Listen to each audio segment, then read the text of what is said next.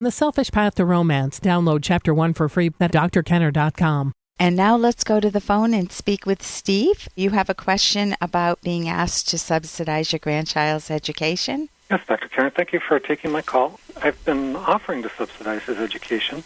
Yes. I met my wife when her kids were teenagers, so I never had children of my own. Yeah. And now one of those kids has absolutely wonderfully included me in the life, and the grandson and I have a special connection. I feel about him the way I just never believed I could feel about anybody. Yeah. And I'm watching him get just torn apart by the public education system. Oh, that's and sad. I went through it myself. Yeah. I didn't start my life until I was close to 40, and I studied philosophy of education, taught myself how to think, went back to school after being quite literally expelled, and went through, and it was a total breeze. And I have a fantastic career now. I couldn't help my kids, because her kids, because it was too late. Now I have a chance with my grandson. Yeah. They don't see the value of a good education, or they don't see the difference between private and public. I'm not entirely clear. So to try to get him something better after watching him go in with skills that he lost over the course of the year, they saw this happening. They saw him deteriorate. How old is he? He's entering third grade. Okay. And he went into kindergarten with some rudimentary reading and writing skills. He came out unable to do either. Oh, my gosh. Over summer, he went to first grade and came out again unable to do either. And now he's testing at well above average intelligence, but below first grade level in the basic achievement tests, going into third grade. So they're starting to be open to private education. And one of the schools just opened right near them. Yes. And I'm trying to get him in there. Yeah. Because it turned my life from manual labor. Oh, I know the difference, yes. I am now, you have seen, if you live in the Western world, you have seen my work. I guarantee you've seen it on television. You may not know my name, but you've seen what I do. From manual labor to that, it's spectacular. But I cannot communicate it to them. There's nothing in their world that can motivate them to see that. So I've been trying to get them going, and when they saw his low test scores and his achievement tests, they decided they were open to it. And but when I was looking at it, when I made the offers, it was within my financial reach. Now, with my age, my late start, and the cost of the education having gone up, it's a stretch, and I've still been willing to do it, but now they're only willing to cover up to about 20% of the cost. And they're telling me that if I want to do this for him, I've got to take on the rest. So partly it sounds like they partially see the value of this alternative education, but they're not fully sold on it. They're not fully married to investing in it for their son. And they see the ups and downs that he's gone through, the deterioration after having made some pretty phenomenal gains, the reading and writing, and the roller coaster ride he's been on of learning and then having it destroyed in the public school he was in. And so for you, what would be a great outcome for you? If they'd be willing to go a little higher and split this and bring it back into a range that's affordable, and I'd still be able to retire and not have to sell the house. Okay, so you don't want to sacrifice because they could pull him out and then put him someplace else. And, I mean, he's outside of your control. You can be a wonderful force of influence and support, and you want to keep this all in the positive. You don't want to make it a power struggle with them. So I would go back to the negotiation table with them lovingly, and you could say, "Hey, I got to interrupt this because we've got to pay some bills. 30 seconds, that's it. A very quick ad, and then Ellen will be back." Romance. I wish I knew more about what girls want from a relationship. Boy, I wish I knew more about what I want. Where's that ad I saw? Here it is. The Selfish Path to Romance, a serious romance guidebook. Download Chapter 1 for free at selfishromance.com and buy it at amazon.com. The Selfish Path to Romance. That is interesting. So I would go back to the negotiation table with them lovingly, and you could say, I'm tormented by this because I would actually have to sell the house to afford this, and can we do some more thinking around this to see if there are any other sources of income, or if you'd be willing to put in half. That's what I'm hearing you say. They've already shut that down. How did they? Well, sometimes people shut it down and then open it up again. Are they? I hope so. Yeah. Sometimes you don't have to take no for an answer. You can just go back because it's such an important value. Just say, I would just love for him to go to this school. I'm assuming it's a him. Yes. And have they seen the school? Have they seen what's possible? They've taken him over there, and they've had him evaluated. The school wants him. They're even offering 30%. I was going to ask that. To bring it down to this price, which is, very nice. And I do a lot of public outreach in my job, and I can't tell that to my own kids. I know. And with your own children, they love their independence. And if there's a way to work collaboratively with them and say, we've got to make this work, this is what I can afford. The school will give us a 30% scholarship.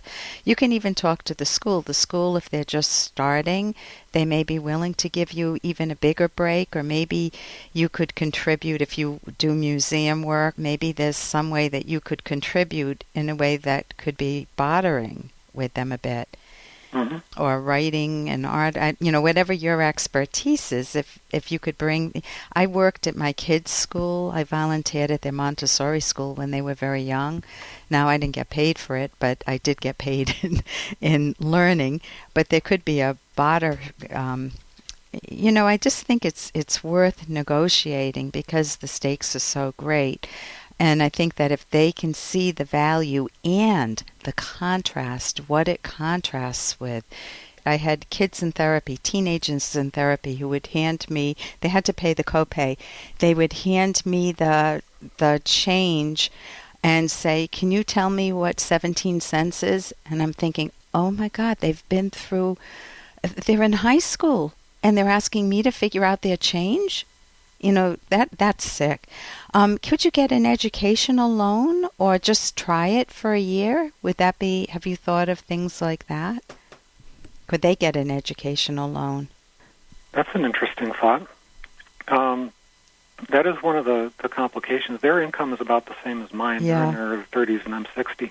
Yeah, I got a late start, so I don't really have retirement savings. Okay, so you have to be number one with yourself. You cannot sacrifice.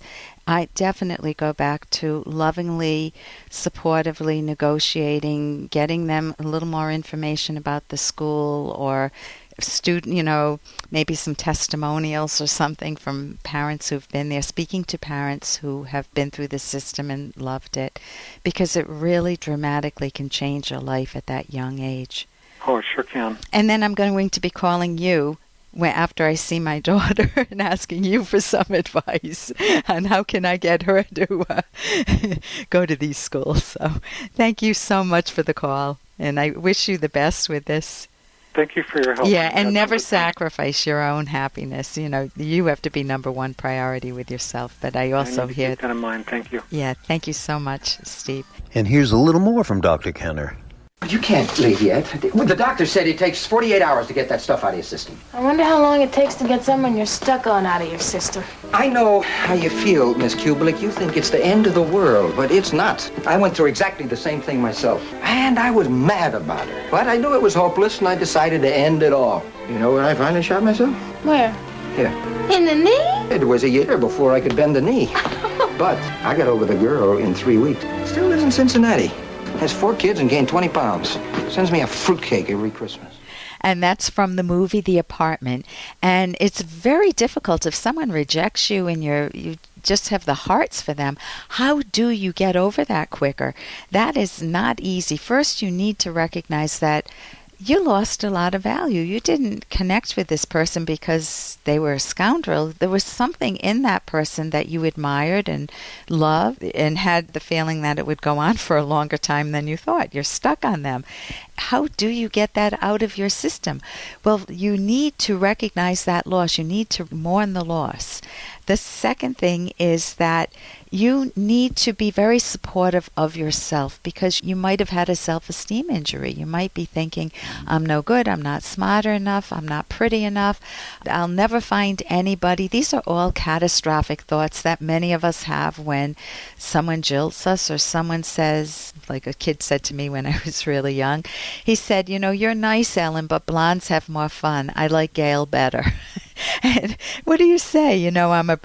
in grade school, and this guy that I had a mini crush on is telling me that, if I were only blonde, he would like me better.